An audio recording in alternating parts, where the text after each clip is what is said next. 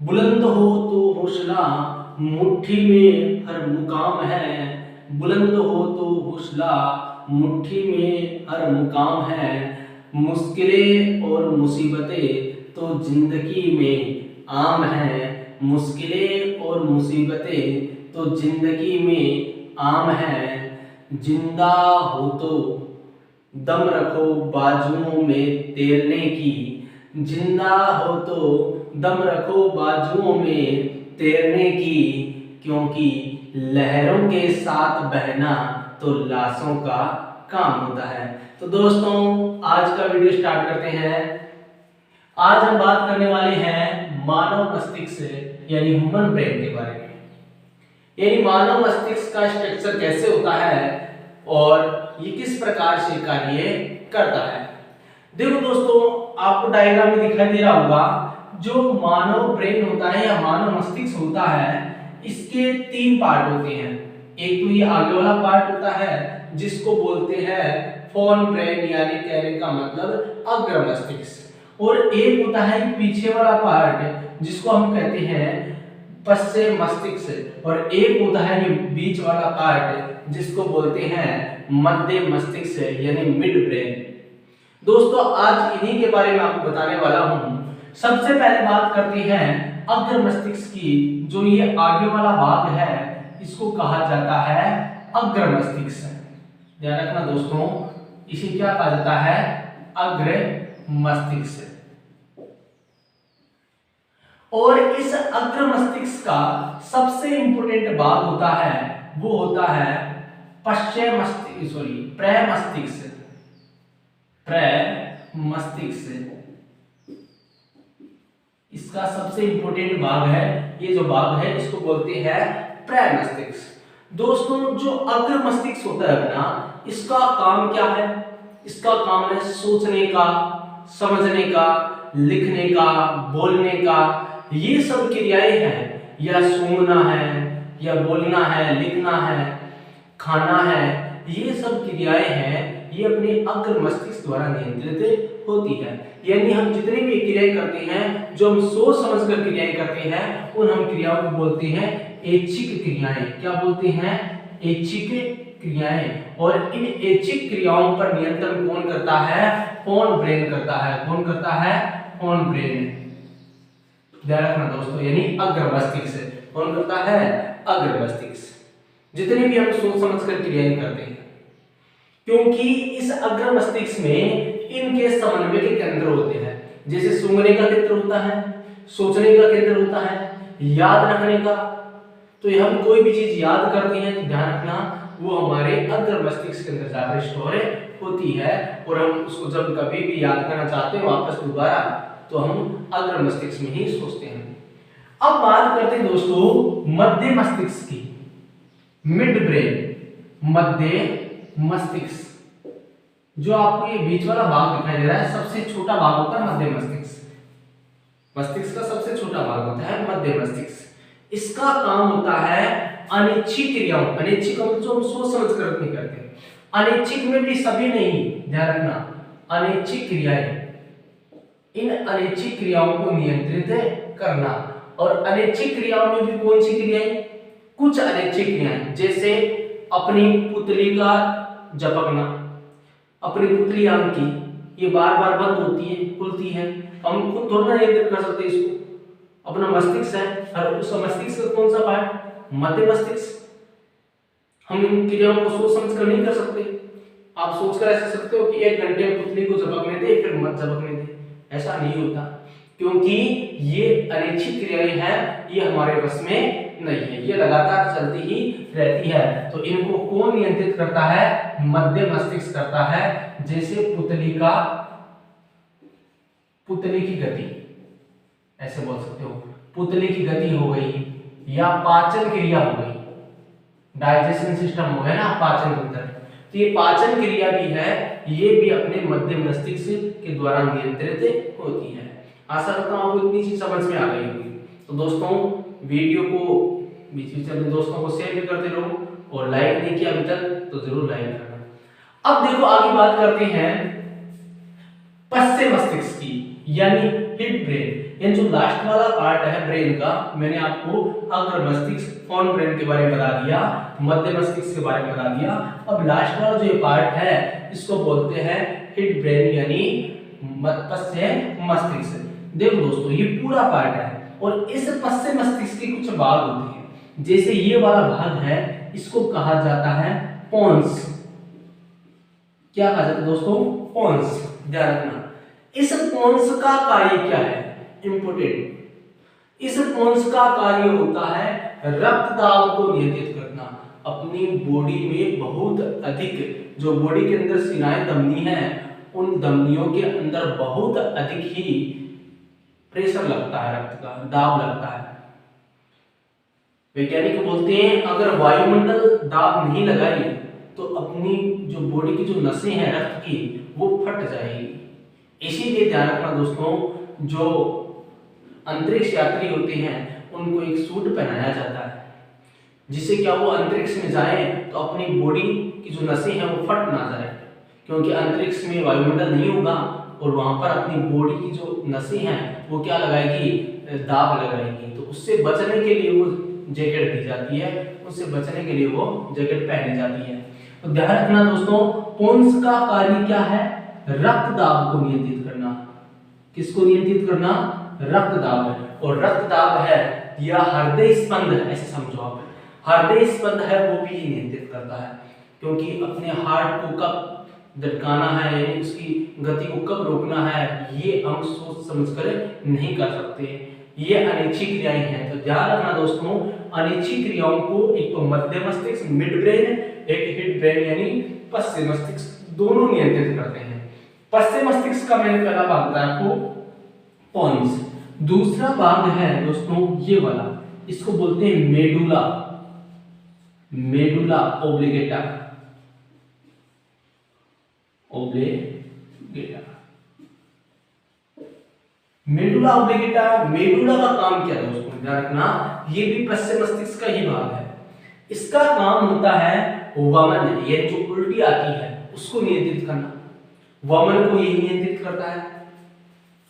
ध्यान रखना वमन उल्टी वगैरह आती है इसको कौन नियंत्रित करता है? मेडुला। तो ये भी सोच समझ कर नहीं होती, तो वमन की क्रियाएं होगी या कुछ ऐसी अनिच्छिक क्रियाएं जो अपने बस में नहीं है, हम उनको सोच कर नहीं कर सकते, वो अपने आप ही होती है। उन अनिच्छिक क्रियाओं को जैसे श्वसन दर हो गई, श्वास की गति हो गई, तो श्वसन दर बोल सकते हो आप, श्वसन दर। हम सोच समझकर सांस थोड़ा लेते हैं कि हाँ भाई आज सांस ले लिया तो सांस ले लेगी, ऐसा हो सकता है? कभी नहीं होता। क्यों? ये हमारे बस में नहीं है, ये अनिच्छिक क्रियाएं हैं। कभी ट्राई भी मत कर लेना, खतरा हो सकता है। ध्यान रखो दोस्तों, मेडुला ओब्लिगेटा हमने समझ लिया।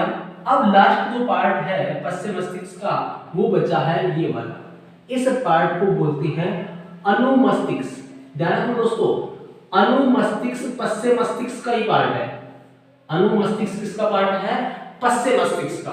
पश्च मस्तिष्क का एक भाग है, इसको बोलते हैं अनुमस्तिष्क। और अनुमस्तिष्क जो काम करता है वो ध्यान से सुनना, जैसे मैं आपके सामने खड़ा हूं और बता रहा हूं तो ये मेरी सहस्थिति, मेरा बॉडी का संतुलन है, मैंने मार्ग को पकड़ कर रखा है, मेरी बॉडी का संतुलन है। आप वीडियो को देख रहे हो तो आपकी बॉडी का संतुलन है, ये सब कौन नियंत्रित करता है?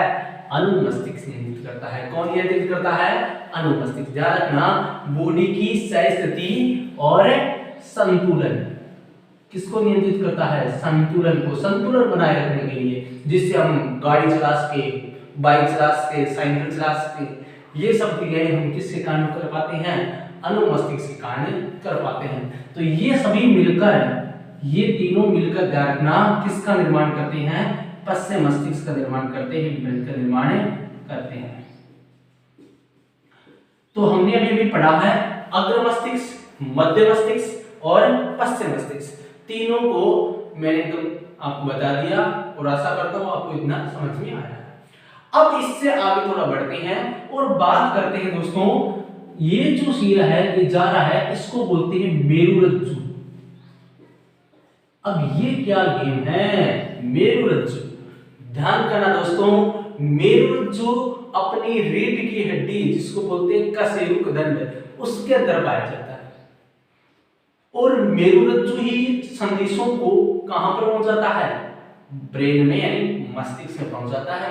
तंत्रिकाएं सूचना लाती है और मेरुरज्जु को प्रदान करती है, और मेरुरज्जु कहां पर प्रदान करता है? मस्तिष्क में प्रदान करता है। और ये मेरुरज्जु और मस्तिष्क दोनों ही मिलकर केंद्रीय तंत्रिका तंत्र का निर्माण करते हैं। ध्यान रखना दोस्तों, केंद्रीय तंत्रिका तंत्र।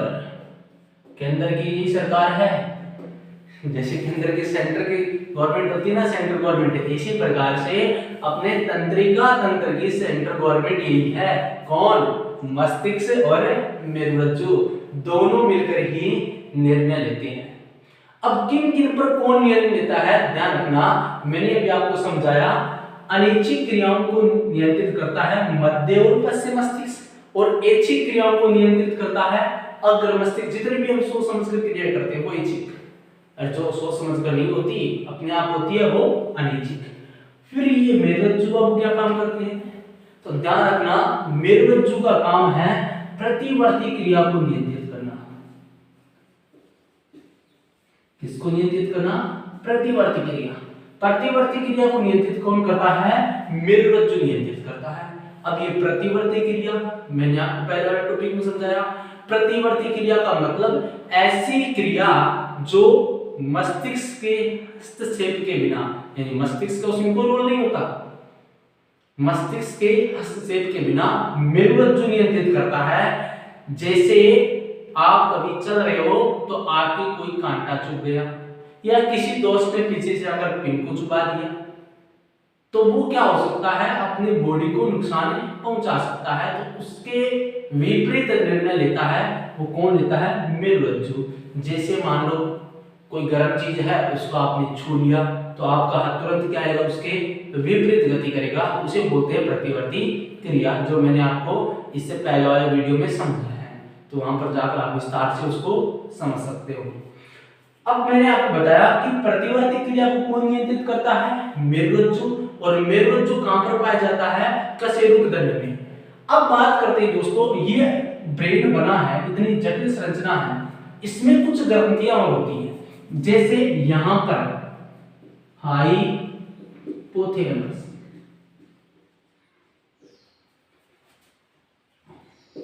हाइपोथैलेमस ग्रंथि पाई जाती है। इस ग्रंथि का काम क्या है? इस ग्रंथि का काम है दोस्तों खाने को नियंत्रित करना, यानी अपना पेट भर गया है, खाली है, हमने कितना खाना खाया है, या कब भूख लग गई है, ये सब नियंत्रित कौन करता है? हाइपोथैलेमस ग्रंथि नियंत्रित करता है।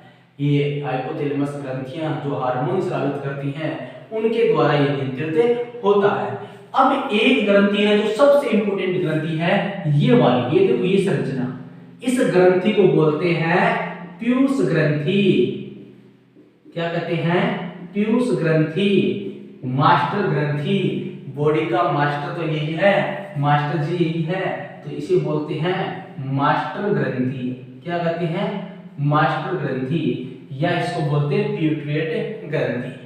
इसको मास्टर ग्रंथि इसीलिए कहा जाता है दोस्तों क्योंकि इसका काम है नियंत्रण का, कि बॉडी के अंदर जितनी भी ग्रंथियां हैं वो अपनी हार्मोन स्रावित कर रही है, कितनी मात्रा उसको स्राव करनी है, कितनी मात्रा बॉडी में उसको त्यागना है, कब उसको बंद करना है, ये सब कौन नियंत्रित कराती है? ये मास्टर जी नियंत्रित कराती है, पीयूष ग्रंथि नियंत्रित करती है। इसका आकार होता है दोस्तों मटर के दाने के समान। किसके समान? जो मटर का एक दाना होता है, मटर दाना होता है, उसके समान इसका आकार होता है। और ध्यान रखना, ये मनुष्य की सबसे छोटी अंतःस्रावी ग्रंथि होती है। अंतःस्रावी ग्रंथि क्या होती है? जिसके स्राव बॉडी के भीतर होते हैं, और जो स्राव बाहर करती है उसको बोलते हैं बहिस्रावी ग्रंथि। जो स्राव बाहर करती है उनको बहिस्रावी, जैसे पसीने की ग्रंथियां हो गई, दुग्ध ग्रंथियां हो गई, ये बहिस्रावी ग्रंथि है। और अंतःस्रावी ग्रंथियां जैसे पीयूष ग्रंथि जो अपने रक्त के अंदर अपने हार्मोन छोड़ती है। तो ध्यान रखना दोस्तों, इसका आकार मटर के दाने के समान होता है। ये बॉडी की सबसे छोटी अंतःस्रावी ग्रंथि है। इसको कहा जाता है मस्तिष्क की तीसरी आंख, मानव की तीसरी आंख। दोस्तों कैसे कहा जाता है, ध्यान से सुनना। ये पीयूष ग्रंथि बहुत इंपॉर्टेंट है। हम जो नींद लेते हैं वो इसी के कारण है। पीयूष ग्रंथि के द्वारा एक हार्मोन स्रावित होता है, उस हार्मोन का नाम है ऑक्सीटोसिन। ऑक्सीटोसिन हार्मोन, ऑक्सीटोसिन या ऑक्सीटोसिन हार्मोन, ये हार्मोन क्या करता है, नींद दिलाता है। कैसे, जैसी अपनी आंखें बंद होती है ये पीयूष ग्रंथि ऑक्सीटोसिन छोड़ना स्टार्ट कर देती है, और जैसे ही अपनी बॉडी के अंदर ऑक्सीटोसिन हार्मोन छूटता है धीरे धीरे हमें नींद आने लगती है।